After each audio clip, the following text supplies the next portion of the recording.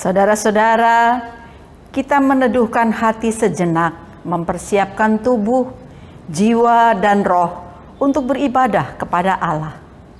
Hari ini kita memasuki hari Minggu ke-18 sesudah Pentakosta.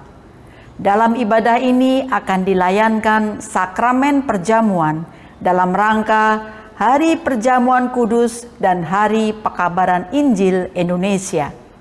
Pemberitaan firman dan sakramen perjamuan akan dilayankan oleh Pendeta Umi Rahayu MSI, Ketua Majelis Jemaat GPIB Jemaat Menabur Kasih DKI Jakarta.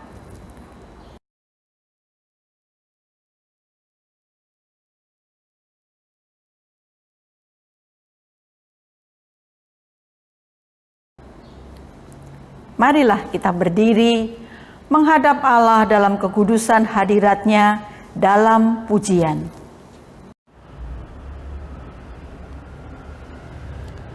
Pertolongan kita adalah dalam nama Allah, pencipta langit dan bumi, yang memelihara kesetiaannya sampai selama-lamanya, dan yang tidak pernah meninggalkan perbuatan tangannya.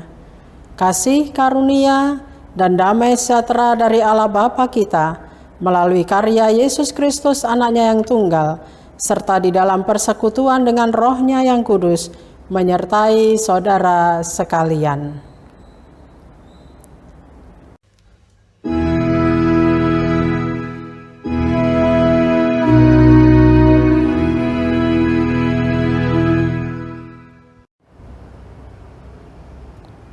Nas pembimbing kita hari ini terambil dari Roma pasal 5 ayat 3 sampai 5 yang menyatakan, dan bukan hanya itu saja, kita malah bermegah juga dalam kesengsaraan kita, karena kita tahu bahwa kesengsaraan itu menimbulkan ketekunan, dan ketekunan menimbulkan tahan uji, dan tahan uji menimbulkan pengharapan.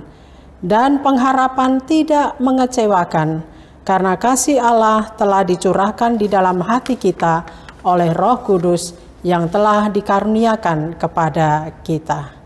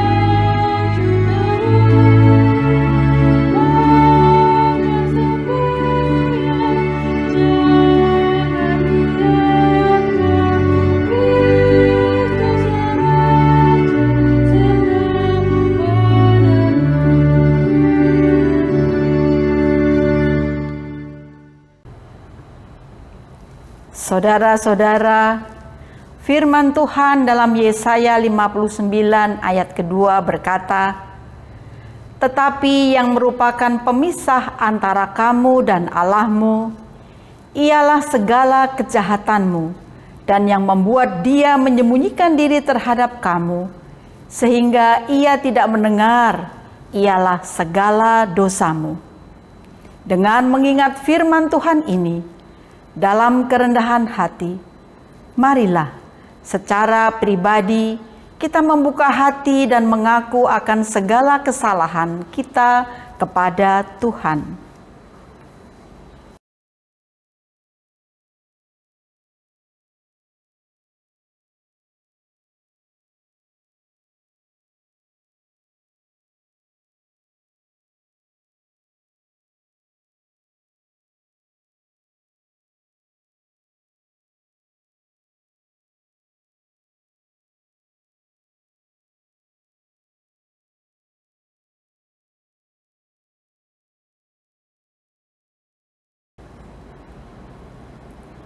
Ya Bapa yang penuh kasih, pandanglah umat-Mu yang berlumuran dosa ini. Kasihanilah kami dan ampunilah kami.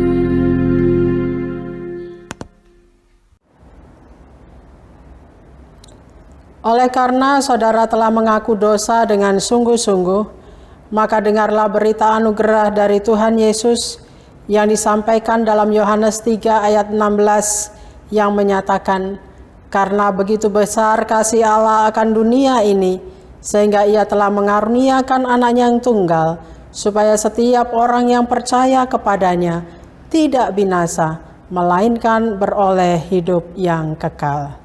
Berdasarkan firman Tuhan ini, maka sebagai pelayan Yesus Kristus, saya memberitakan bahwa pengampunan dosa telah berlaku di dalam nama Bapa dan Anak dan Roh Kudus. Amin.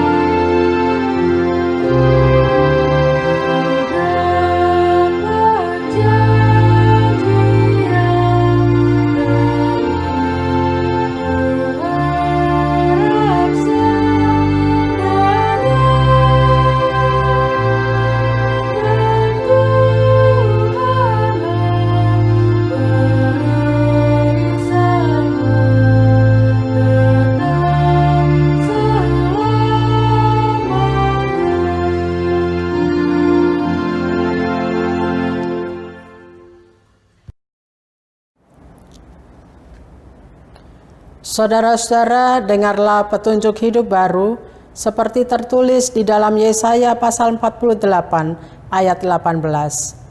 Sekiranya engkau memperhatikan perintah-perintahku, maka damai sejahteramu akan seperti sungai yang tidak pernah kering, dan kebahagiaanmu akan terus berlimpah seperti gelombang-gelombang laut yang tidak pernah berhenti.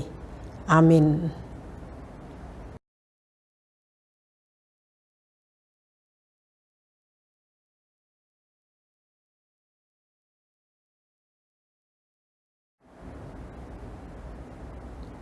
Saudara-saudara, mari kita berdoa. Kami rindu mendengarkan suara-Mu Tuhan. Kami rindu untuk selalu berkomunikasi dengan-Mu. Karena Engkau adalah Allah bagi kehidupan kami. Engkau senantiasa menuntun dan membimbing kami. Saat ini kami tertunduk di hadapan-Mu, menyediakan hati kami dan seluruh keberadaan kami untuk mendengarkan firman-Mu.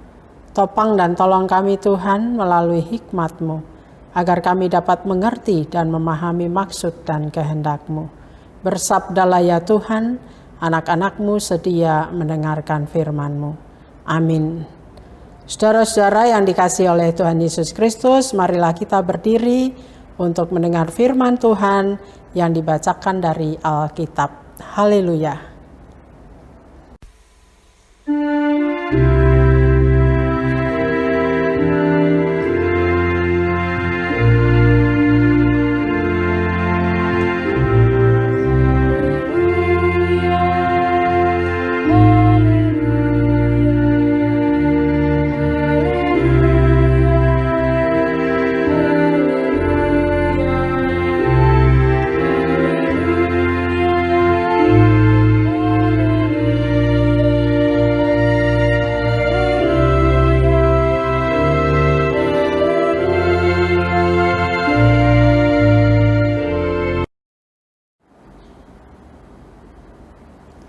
Firman Tuhan dalam Kisah Para Rasul 19 ayat 1-12 berkata, Paulus di Efesus. Ketika Apolos masih di Korintus, Paulus sudah menjelajah daerah-daerah pedalaman dan tiba di Efesus. Di situ didapatinya beberapa orang murid. Katanya kepada mereka, "Sudahkah kamu menerima Roh Kudus ketika kamu menjadi percaya?" Akan tetapi mereka menjawab dia, "Belum. Bahkan kami belum pernah mendengar bahwa ada Roh Kudus." Lalu kata Paulus kepada mereka, "Kalau begitu, dengan baptisan manakah kamu telah dibaptis?" Jawab mereka, "Dengan baptisan Yohanes." Kata Paulus, "Baptisan Yohanes adalah baptisan orang yang telah bertobat." Dan ia berkata kepada orang banyak bahwa mereka harus percaya kepada Dia yang datang kemudian daripadanya, yaitu Yesus.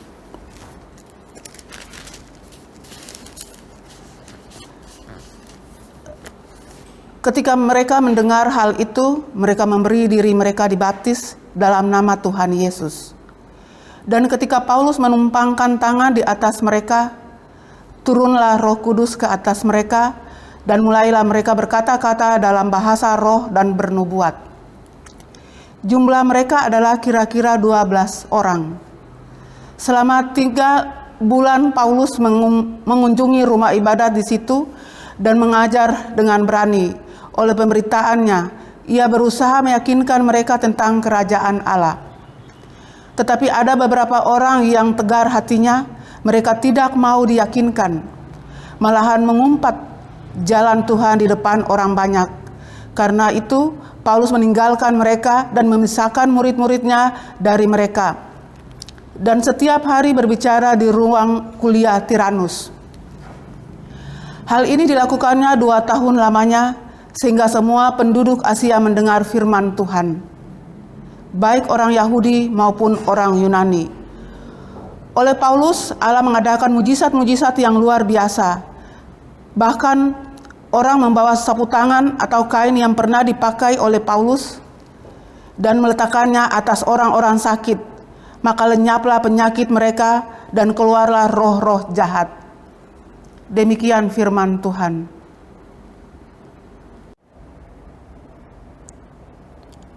Hendaklah firman-Nya dengan segala kekayaannya diam di dalam hatimu, dan ucaplah syukur kepada Allah.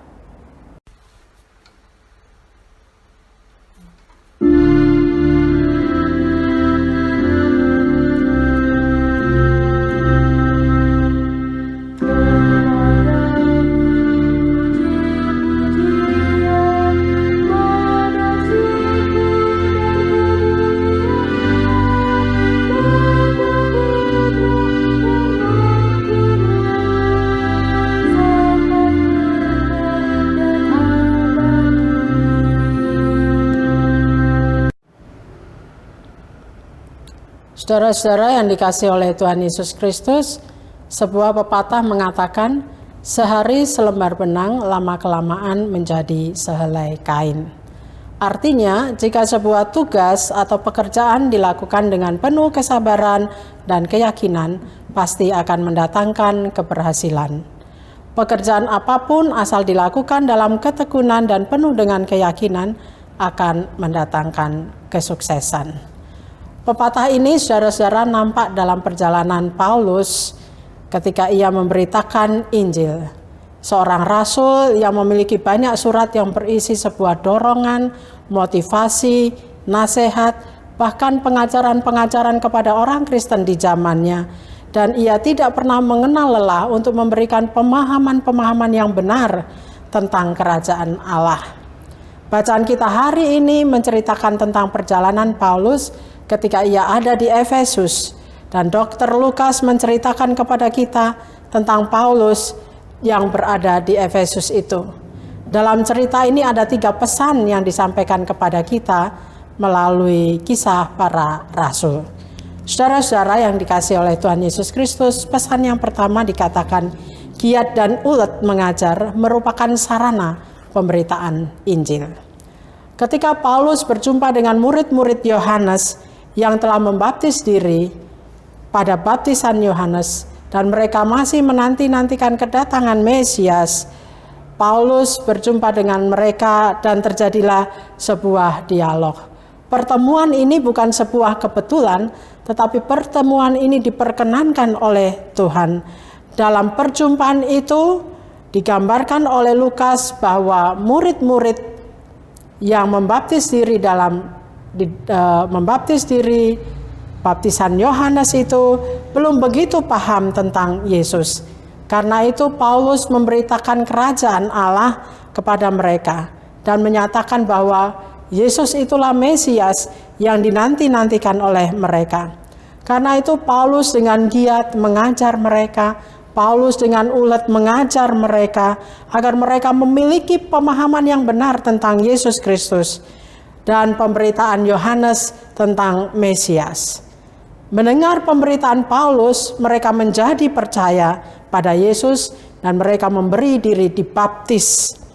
Dan ada proses penumpangan tangan. Setelah proses itu terjadi, ada dua hal yang diceritakan oleh Kisah Para Rasul atau oleh Dr. Lukas. Yang pertama adalah mereka menerima karunia bahasa roh, dan yang kedua mereka bernubuat. Jumlah mereka yang bersedia untuk dibaptis ada 12 orang. Sama seperti murid Yesus jumlahnya 12. Ini adalah simbol bahwa murid-murid ini memiliki tugas untuk melanjutkan pekerjaan pemberitaan Injil ke segala tempat. Setelah Paulus melakukan pengajaran itu, Paulus kemudian melakukan perkunjungan di rumah-rumah ibadat untuk memberikan pengajaran tentang kerajaan Allah. Dalam keyakinan ia mengajar tentang kerajaan Allah, dan kerajaan Allah yang dimaksud di sini adalah kebenaran, damai sejahtera, sukacita di dalam Roh Kudus. Dalam rumah ibadah inilah Paulus membuka diskusi-diskusi dengan topik kerajaan Allah. Saudara-saudara yang dikasihi oleh Tuhan Yesus Kristus, diskusi-diskusi ini sampai sekarang masih sangat diperlukan dalam kehidupan bergereja. Sekarang ini begitu banyak pengajaran Kristen yang ditemui, namun perlu ada filter dalam menerima ajaran-ajaran tersebut. Belajar dari Paulus yang begitu giat dan ulet melaksanakan tugas pelayanan, maka kita pun sebagai pelayan didorong dan dimotivasi untuk giat dan ulet dalam pengajaran.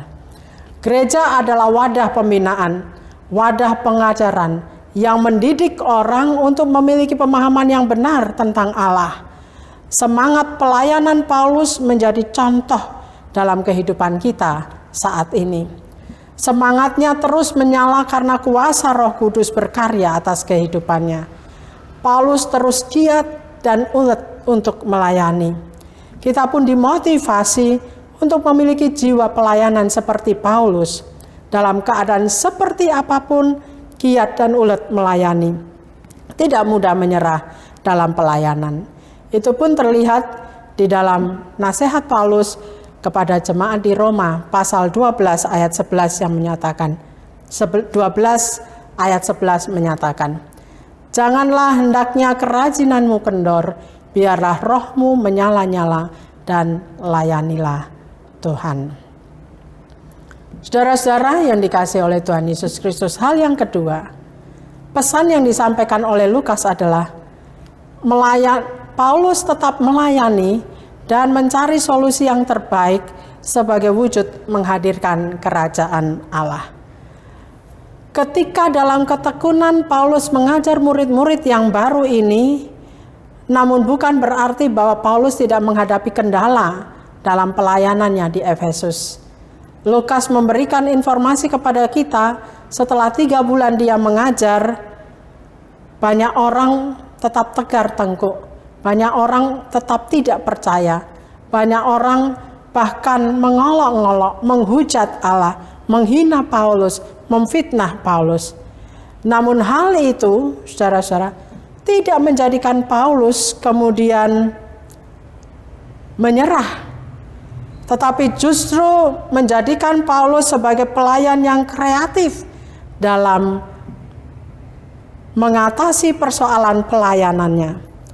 Paulus tidak mempersalahkan orang lain, tetapi ia mencari solusi agar murid-murid barunya yang di Efesus ini tetap dapat menerima pengajaran dan memiliki pemahaman yang benar tentang Allah.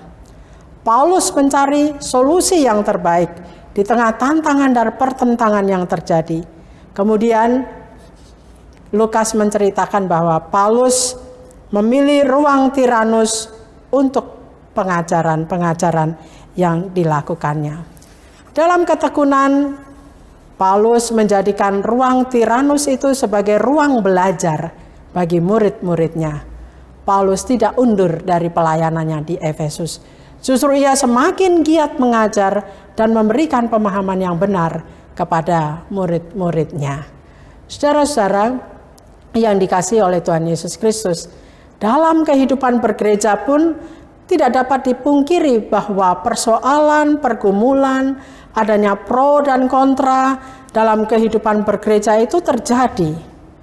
Namun melalui kehidupan Paulus kita diajak untuk menjadi lebih kreatif dalam pelayanan dengan mencari solusi yang terbaik agar sebagai pelayan Tuhan, tugas kita sebagai pemberita tetap dapat dilaksanakan. Kalau kita lihat saat ini tentang pelkat-pelkat, tantangan yang dihadapi oleh pelkat pengajar, pelkat PA, dan pelkat PT sangat luar biasa. Anak adalah investasi keluarga. Anak adalah investasi gereja. Berbagai kasus anak sering kita baca dan kita dengar. Bentuklah wadah kreativitas anak sesuai dengan potensi yang mereka miliki. Ketika pelayan-pelayan PA dan pelayan-pelayan PT tidak serius mengajar anak lain mereka, maka sebenarnya mereka sedang membangun generasi penerus apa adanya. Kualitas anak cerminan dari kualitas pelayannya. Persoalannya, saudara-saudara, kita mau atau tidak seperti Paulus yang dengan serius mau menjalankan tugas dan tanggung jawabnya dan memikirkan kemajuan orang-orang yang dilayani dalam iman kepada Kristus. Kalau sebagai pelayan kita sudah asal-asalan saja melayani, maka hasilnya akan asal-asalan juga. Sudah waktunya bagi gereja saat ini mengubah strategi pelayanan. Bagi pelayanan yang fokus kepada orang tua, kita akan fokus kepada, kita didorong untuk fokus kepada pelayanan kepada anak-anak. Jika kita mau anak-anak layan kita maju, maka sebagai pelayan, kita juga harus membekali diri dan mengembangkan potensi diri agar pelayanan kita lebih kreatif, inovatif, dan dinamis. Saudara-saudara yang dikasihi oleh Tuhan Yesus Kristus, di tengah-tengah kondisi saat ini, gereja tidak bisa hanya bernostalgia. Coba saudara-saudara bayangkan sekarang ini, dengan kondisi yang ada sekarang ini. Jika seluruh presbiter tidak memiliki kemauan untuk memajukan kehidupan persekutuan dan pelayanan, maka gereja tidak akan mengalami pertumbuhan dan mengalami kemajuan dalam kehidupannya. Coba bayangkan jika seluruh pelayan hanya memikirkan kepentingan dirinya sendiri dalam kehidupan bergereja. Jika seorang pelayan hanya memikirkan dirinya sendiri, apa yang akan terjadi dengan kehidupan gereja? Jika para pelayan Tuhan hanya bernostalgia dengan zaman dulu, oh dulu tuh begini, dulu tuh begitu, itu tahun berapa? Ini sudah zaman milenial, tahun era digital, yang segala sesuatu kita menggunakan barang-barang yang canggih. Sudah bukan waktunya bagi gereja untuk bernostalgia dengan peristiwa yang dulu. Melainkan gereja harus bangkit menata kembali strategi pelayanan yang dapat menjawab persoalan-persoalan kehidupan bermasyarakat. Seperti yang disampaikan oleh Paulus kepada kita, Lukas kepada kita melalui cerita Paulus. Ketika ada tantangan dalam pelayanannya, Paulus mengubah strategi pelayanannya. yang tadinya di rumah ibadat, dia mengubah strategi pelayanan dengan mengajar di ruang Tiranus. Dan sekarang saatnya bagi gereja juga, dengan kondisi saat ini, gereja harus bangkit, menata kembali strategi pelayanan yang dapat menjawab persoalan-persoalan dalam kehidupan berbangsa dan bernegara. Kita punya PKUPPG, kita punya pemahaman iman yang sedang kita garap bersama-sama untuk menjawab tantangan gereja masa kini. 1:10 atau 1:15 harus terus kita giatkan lagi agar kohesi persekutuan semakin dikuatkan. Oleh karena kita melihat satu dengan yang lain sebagai saudara. Gereja harus gigih. Gereja harus tekun menghadapi tantangan pelayanannya. Gereja tidak boleh mudah menyerah, tapi melihat tantangan itu sebagai kesempatan dan peluang seperti Paulus untuk memberitakan Injil. Kita dapat belajar dari Paulus. Ia tidak mandek, ia tidak macet, ia tidak diam, ia tidak mengeluh, ia tidak mencari salah orang lain maupun menghindari persoalan. Tetapi ia justru mencari solusi yang terbaik dalam pelayanan agar pemberitaan Injil tetap terlaksana, sehingga banyak orang dimenangkan karena mereka memiliki pemahaman yang benar tentang kerajaan Allah. Paulus melihat tantangan itu sebagai peluang dan semangat untuk kreatif dan inovatif dalam pelayanannya.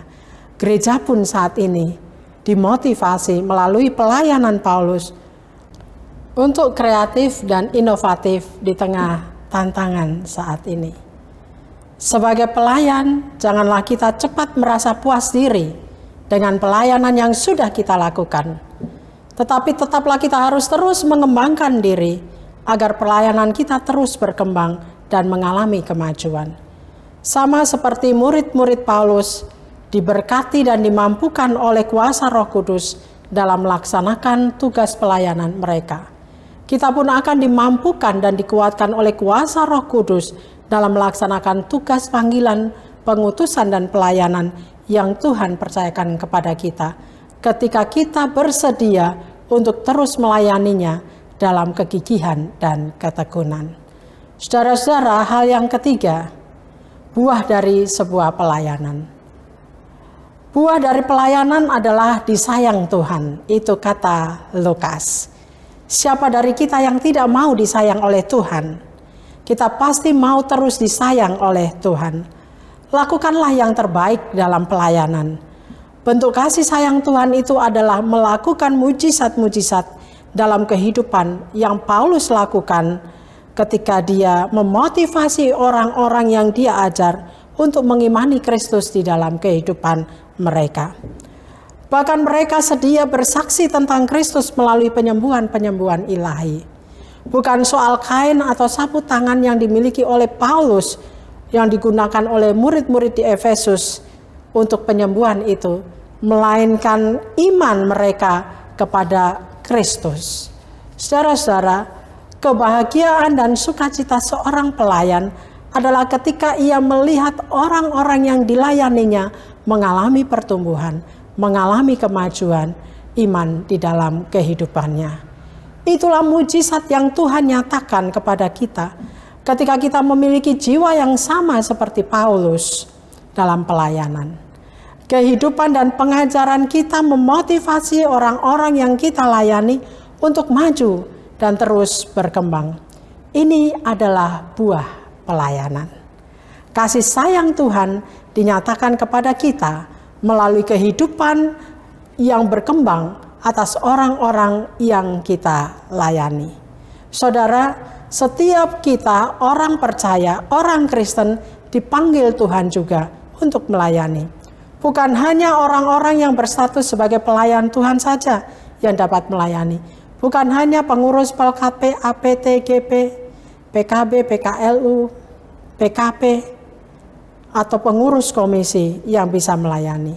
Siapapun kita, dengan profesi apapun kita, dipanggil Tuhan untuk melayani sesama di porsi kita masing-masing. Pelayanan tidak terbatas pada tembok-tembok gereja. pelayanan tidak terbatas pada status presbiter, status pelayan PAPT, status pengurus pelkat, status pengurus komisi.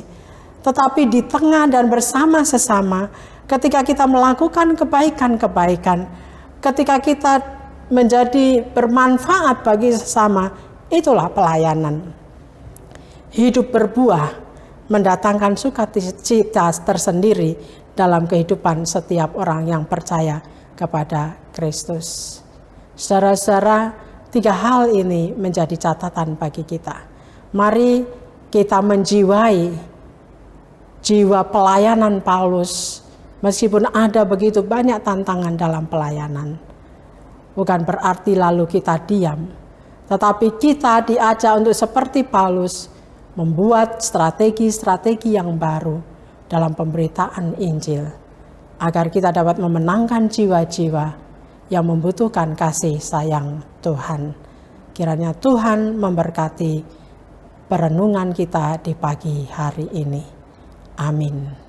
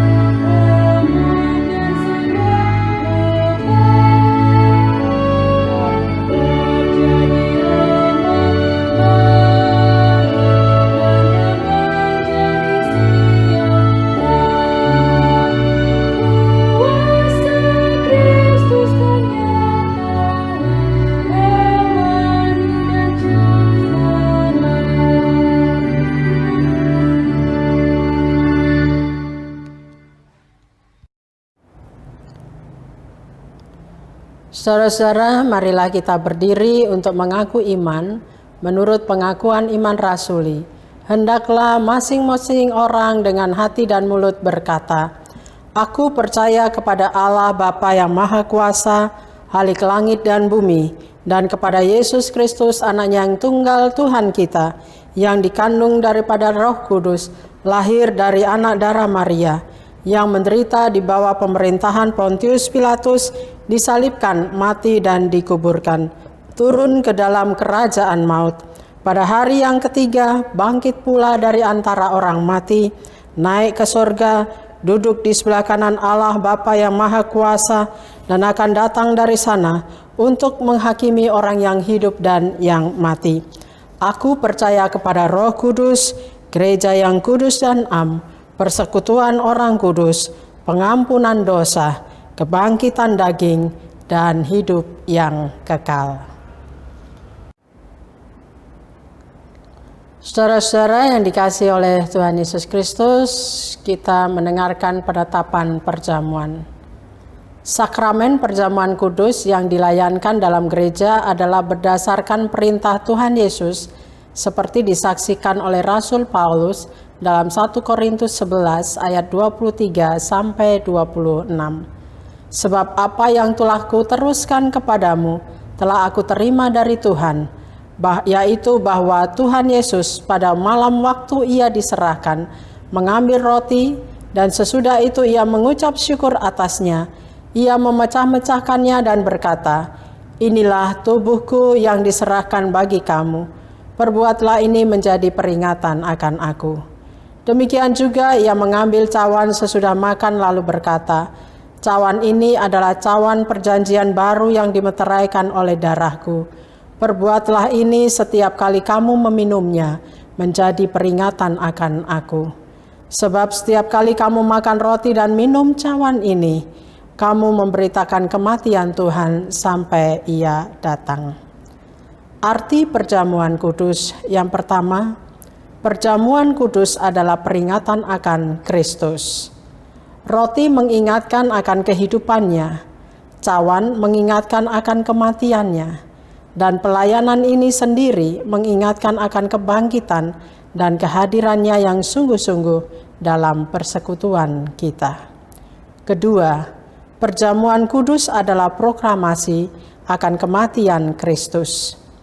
Dalam pelaksanaan perjamuan kudus, kita dapat memahami bahwa Tuhan Yesus telah diutus Bapa ke dalam dunia, mengenakan darah dan daging seperti kita, dari awal inkarnasinya menjadi manusia hingga akhir hidupnya di dunia.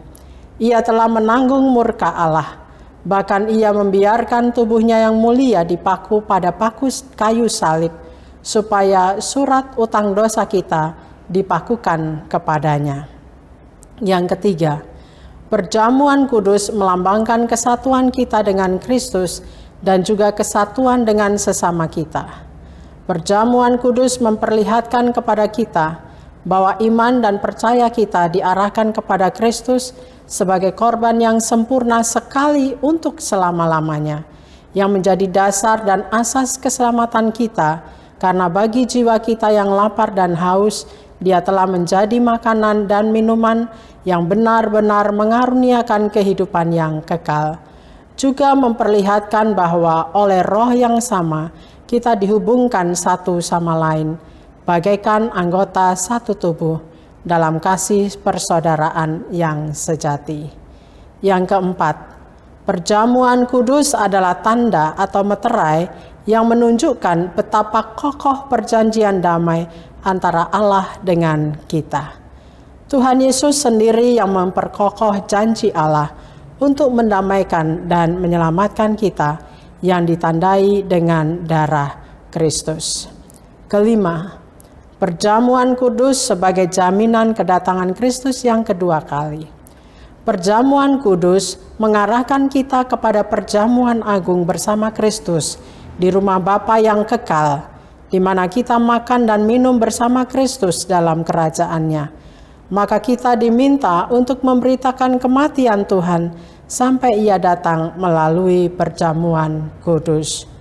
Saudara-saudara yang dikasihi Kristus, mari kita menguji diri, memasuki sakramen perjamuan, dan meja perjamuan disiapkan.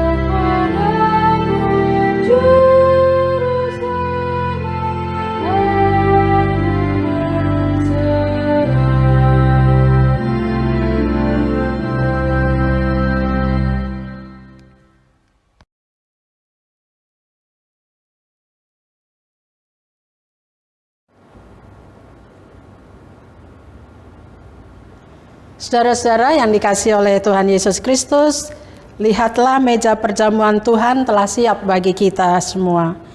Perjamuan kudus diperuntukkan bagi saudara-saudara yang telah dibaptis dan mengaku percaya. Berbahagialah setiap anak-anak Allah Bapa yang telah diundang di meja perjamuan kudus ini.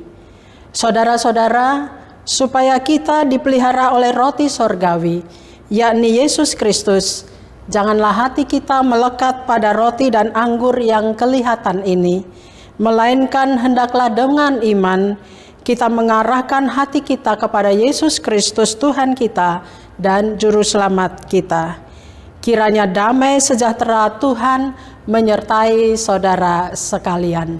Damai sejahtera bagimu.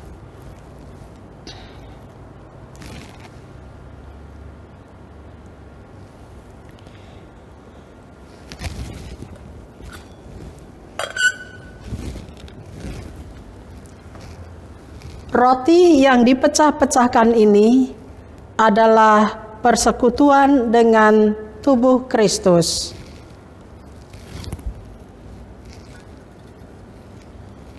Ambillah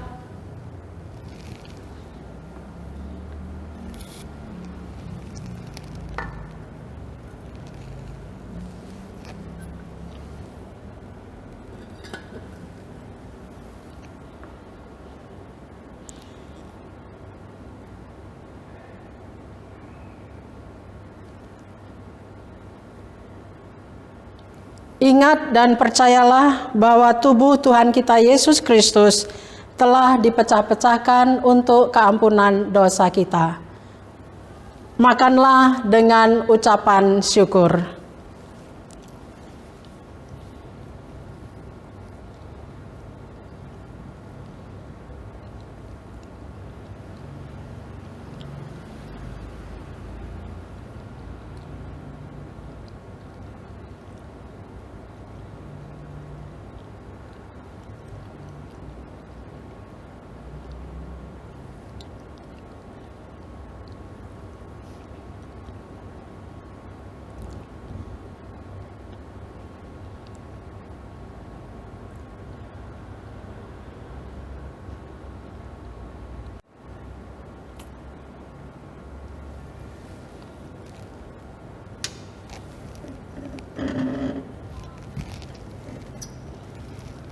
Anggur yang dicurahkan ini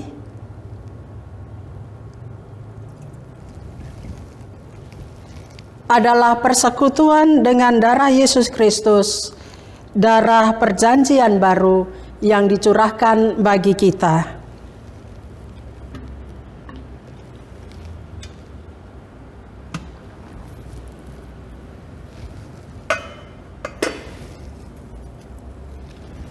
Ambillah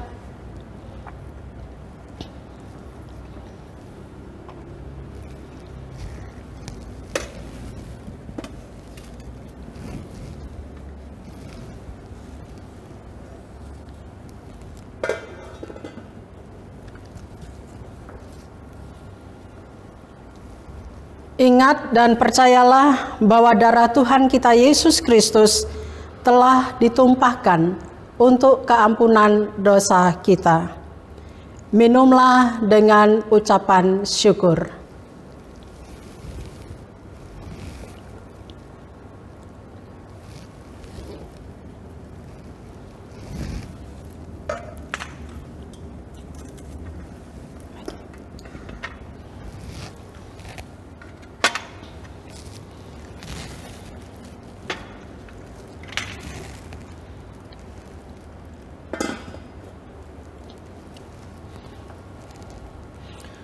Saudara-saudara, marilah berdiri untuk menerima berkat dalam perjamuan saat ini. Damai sejahtera Allah yang melampaui segala akal akan memelihara hati dan pikiranmu di dalam Kristus Yesus. Amin.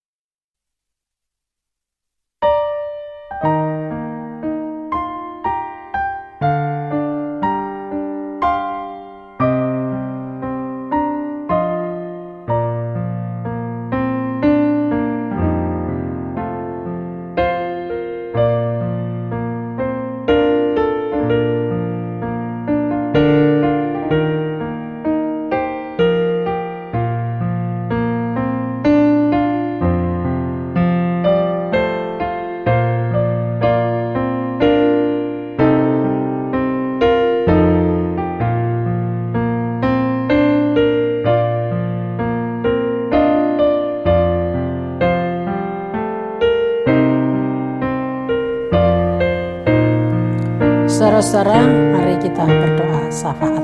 Kita berdoa.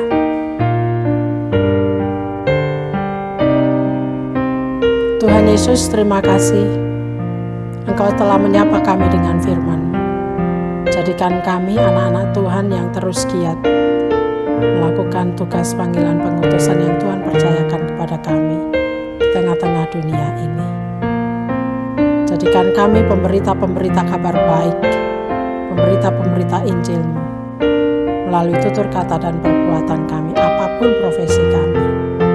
Tolong kami Tuhan untuk terus sedia diperbaharui oleh firman-Mu dan Roh-Mu yang kudus menopang dan memampukan kami. Saat ini Tuhan kami berdoa untuk kehidupan berbangsa negara kami. Berkatilah para pimpinan bangsa kami, berilah mereka senantiasa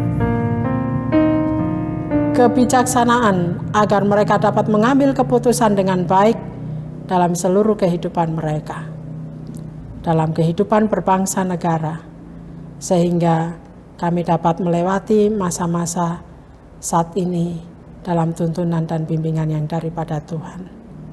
Berilah kepada para pimpinan bangsa kami hikmat agar dapat mencari solusi-solusi yang terbaik.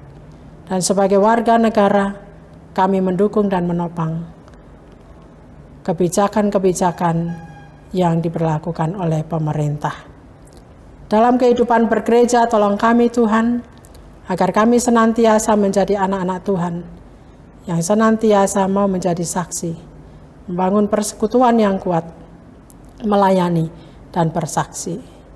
Kau memberkati setiap saudara kami yang bersuka cita karena pertambahan usia. Tuhan kiranya memberkati mereka, baik secara pribadi maupun dalam kehidupan perkawinan.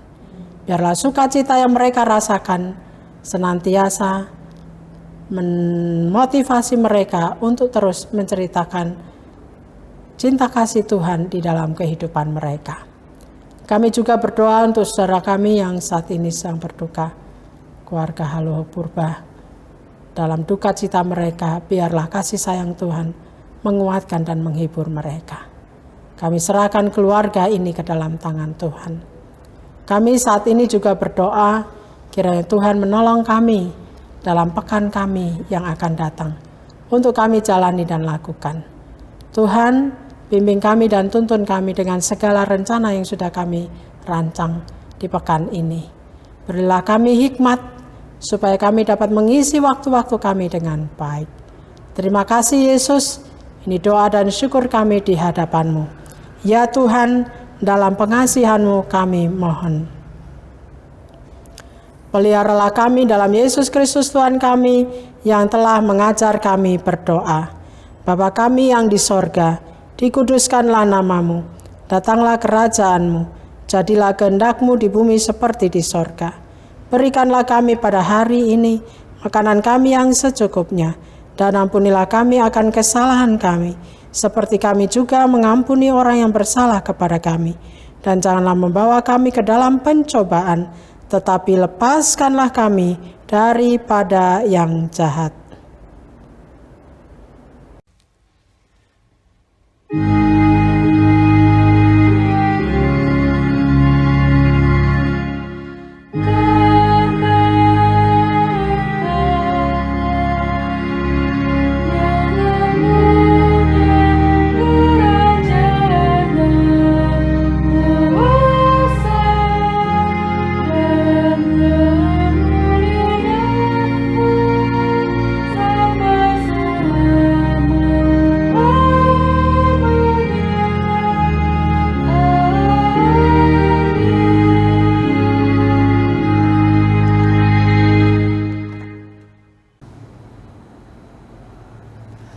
Saudara-saudara, Allah Bapa telah menganugerahkan hidup yang sempurna kepada kita.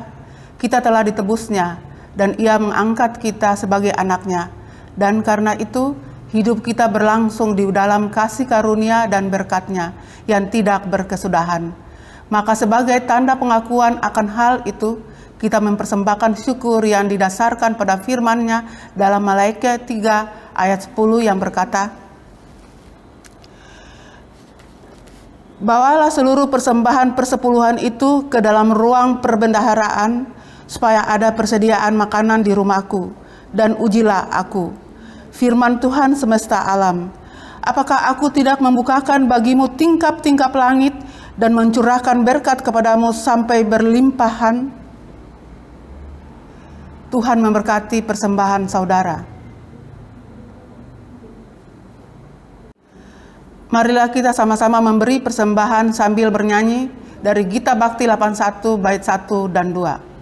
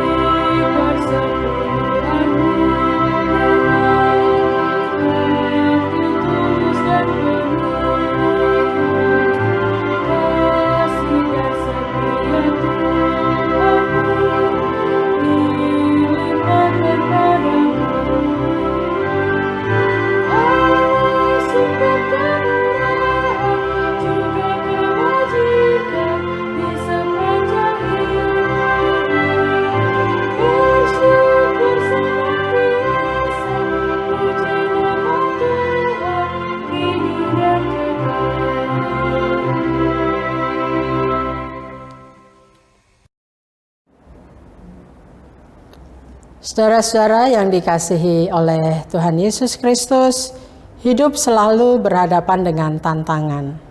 Orang bijak melihat tantangan sebagai peluang untuk lebih kreatif dan berinovasi untuk menjadikan hidup lebih bermakna dan bermanfaat bagi orang lain.